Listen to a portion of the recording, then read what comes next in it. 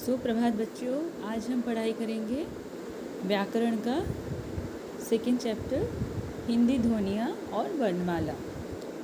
आप लोगों ने नवीं में इसके संबंध में पढ़ा है। उसका थोड़ा सा शॉर्ट रूप में यहाँ पर दिया गया है। जो भी दिया गया है इम्पोर्टेंट है, क्योंकि ना यहाँ से क्वेश्चन बनता है, तो ध्यान से सुनिएगा। जो भी इम्पोर्टेंट है आप मान लीजिए ये चैप्टर पूरा इम्पोर्टेंट है, इसे ध्यान से पढ़िएगा। अच्छा, हम देखते हैं क्या क्या है इस चैप्टर में। देखो बच्चों, वर्णमाला दिया गया है। वर्णमाला मतलब क्या? सारे वर्णों का समूह है वर्णमाला, जिसमें स्वर वर्ण है, व्यंजन है, संयुक्त व्यंजन है और अयोगवाह है। तो टोटल हमारी हिंदी में 52 वर्ण हैं। उसमें स्वर 11 हैं और बाकी सब व्यंजन हैं।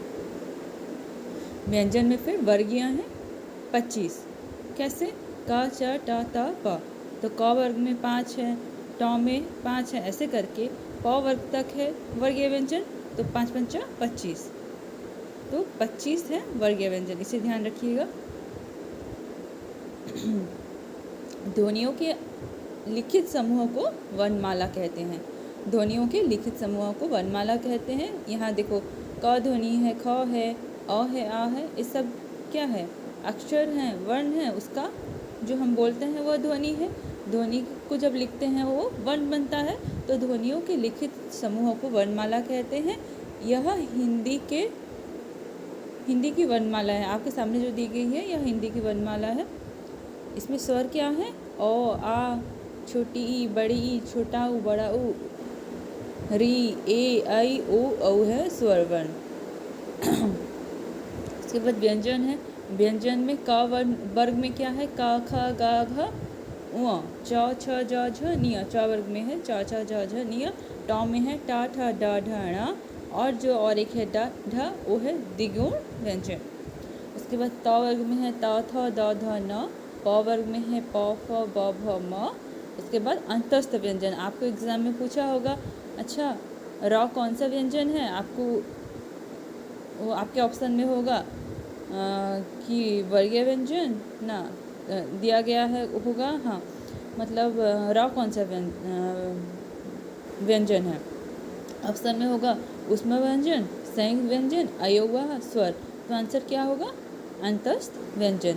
य, र, ल, उ है अंतस्थ व्यंजन। उसी प्रकार ऊष्म व्यंजन है श, श, स, ह, तालव्य बुंदे स, दंते स, ह। ये है ऊष्म व्यंजन। इसको जब हम उच्चारित करते हैं तो मुख से गर्म हवा निकलती है, इसलिए इसे ऊष्म व्यंजन कहते हैं। उसके बाद क्या है? संयुक्त व्यंजन। संयुक्त व्यंजन में क्या है? क्ष, त्र, ज्ञ, स्र। ये है संयुक्त व्यंजन। इसे भी याद रखिएगा। स्र पूछा होगा कौन सा व्यंजन है? आंसर क्या होगा? संयुक्त व्यंजन है। इसी प्रकार अयोगवाह, अनुस्वार और विसर्ग है अयोगवाह। इसे अयोगवाह क्यों कहा गया है? ना ये स्वर है ना ही व्यंजन है, इसलिए यह जो है क्या है? अयोगवाह है। उसके बाद अच्छा, स्वर के मुख्यतः तो बहुत सारे रूप हैं, लेकिन मुख्यतः उसे दो भागों में बांटा गया है। एक है ह्रस्व स्वर और एक है दीर्घ स्वर। ह्रस्व स्वर मतलब जिसका उच्चारण करते हैं तो कम समय लगता है, वह है ह्रस्व स्वर। जिसको उच्चारित करते समय अधिक समय लगता है, वह है दीर्घ स्वर। जैसे कि अ, छोटी, छोटा ऊ, री, ये है ह्रस्व स्वर। और जो दीर्घ स्वर है वो क्या है?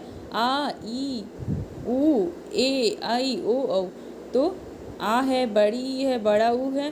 देखो ध्यान रखो, ए, आई और ओ, औ, ये हैं दीर्घ स्वर। उसके बाद क्या है? हम अन्य संयुक्त व्यंजन 3 प्रकार से लिखते हैं। इसके बाद दिया गया है कि हमारा जो संयुक्त व्यंजन है उसे हम 3 प्रकार से लिखते हैं। कैसे? पाई वाले वर्ण की पाई हटाकर, जैसे कच्चा, ग्लानी। अच्छा बच्चों, पाई पाई मतलब आपको डाउट होता होगा। देखो चौ वर्ण कैसे है? चौ चौ जो यहाँ लिखा गया है, एक डंडा है, उसको ऊपर से जोड़ा गया है सिरोरेखा देके।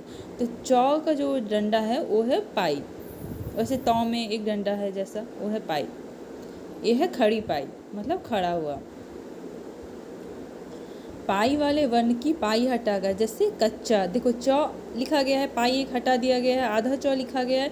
जो पाई है हटा के आधा चौ लिखा गया है, जो हटाया गया है वो है उसका पाई, खड़ी पाई। कच्चा, वैसे ग्लानी, ग्लानी में गौ कैसे लिखा जाएगा? पूरा एक और एक डंडा रहना चाहिए था कि नहीं? तो गौ आधा लिखा गया है, मतलब यहाँ पाई हटाया गया है, ग्लानि। तो पाई वाले वर्ण का पाई हटाकर हम शब्द लिखते हैं, संयुक्त व्यंजन लिखते हैं। उसके प्रकार बिना पाई वाले वर्ण में हल चिन्ह देकर, जहाँ पर पाई नहीं है, जैसे गौ में था, चौ में है, तो वहाँ पर पाई है। जिसमें पाई नहीं है उसे हम कैसे लिखेंगे, उसको लिखेंगे कैसे, उसे हल चिन्ह देकर लिखेंगे, जैसे चिट्ठी, हड्डी, पाठ्य, ऐसे लिखेंगे। उसके बाद हुक वाले वर्ण का हुक हटाकर, अच्छा हुक वाले वर्ण का देखो कौ है यहाँ पर पूरा एक पक्का में, पहला कौ क्या है, उसका थोड़ा सा आगे का हिस्सा इसमें मिल गया है, तो वो है हुक। तो हुक को हटाकर उसे मिलाकर लिखा गया है। दूसरे वर्ण में पूरा कौ लिखा गया है। तो जब हम संयुक्त व्यंजन लिखते हैं तो हुक वाले वर्ण का हुक हटाकर भी हम लिखते हैं। जैसे पक्का, हफ्ता में फौ जो है उसके आगे का हुक को इसमें मिला दिया गया है, हफ्ता। कुछ संयुक्त व्यंजन दो व्यंजनों के मेल से बनते हैं। कुछ संयुक्त व्यंजन जो होते हैं दो व्यंजनों को मिलाकर लिखा जाता है। जैसे देखो टॉ मिलाकर लिखा गया है, डॉ को ऐसे मिला के, दौ और धौ को ऐसे लिखा जाता है, दौ और दौ को कैसे लिखा जाता है, दौ और य को लिखा गया है, ह और व को लिखा गया है, यहाँ पर दौ और भ को लिखा गया है। ह में ल को मिला के लिखा गया है, ह में य को, उसके बाद ह में म को। इनमें प्रथम व्यंजन में हल मात्रा देकर लिखने का अभ्यास करें। इसमें दिया गया है जो हम जो लिखते हैं ना, टॉ में टॉ लगाकर या डॉ में डॉ लगाकर, तो वो जो टॉ में टॉ है पहला वर्ण क्या है, विशुद्ध व्यंजन है। क्योंकि ना आपको पता है व्यंजन जो है वो अकेला नहीं लिखा जाता, अगर अकेला लिखेंगे तो उसमें हल चिन्ह लगाएंगे। तो जब उसे हम संयुक्त करते हैं, पहला व्यंजन जो होता है वो हल चिन्ह लगाकर एक्चुअली में रहता है। जब उसे हम अलग से लिखेंगे तो पहला व्यंजन में हल चिन्ह रहेगा, दूसरा व्यंजन पूरा लिखा जाएगा। टॉ और टॉ, डॉ डॉ, जैसे यहाँ देखो ऊपर लिखा गया है, उसे अगर हम पूरे क्लियर से लिखेंगे तो पहला व्यंजन हल होगा, दूसरा व्यंजन शुद्ध रूप से लिखा जाएगा। ये बस जानकारी की चीज़ है, एग्जाम में इतना नहीं आएगा। एग्जाम में आपको पूछेगा कि संयुक्त व्यंजन कौन से हैं, या ऊष्मा व्यंजन, या अंतस्थ व्यंजन, वर्गीय व्यंजन, स्वर, ह्रस्व स्वर, दीर्घ स्वर, ये सब एग्जाम में आता है। उसके बाद अच्छा बच्चों, और कुछ जानकारी दी गई है कि आप जो पढ़ते हैं बुक, आप लोग तो मॉडर्न हिंदी, मानक हिंदी जो पढ़ते हैं, मॉडर्न हिंदी ग्रामर पढ़ते हैं, लेकिन इसके पहले जब हिंदी का विकास क्रम हो रहा था तब जो वर्ण थे वो कैसे लिखा जाता है, जो भी ये बोल्ड पॉइंट में लिखा गया है वो वर्णों का पुराना रूप है। जैसे कि देखो औ यहाँ जो है हम जैसे लिखते हैं, पहले ऐसे लिखा जाता था, देखो ऐसे लिखा जाता था।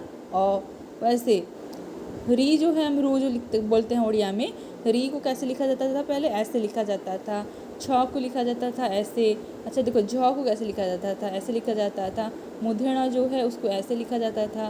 ध, भ, ल, तालबे श, क्ष, इसको ऐसे पुराने रूप में लिखा जाता था। ये जानकारी की चीज़ें इतना ही है, बहुत कम है, इसमें कम जानकारी है लेकिन ज़रूरी जानकारी है। इतना ही है ये चैप्टर। अगर कुछ भी डाउट हो तो पूछिएगा। आज के लिए इतना ही, धन्यवाद।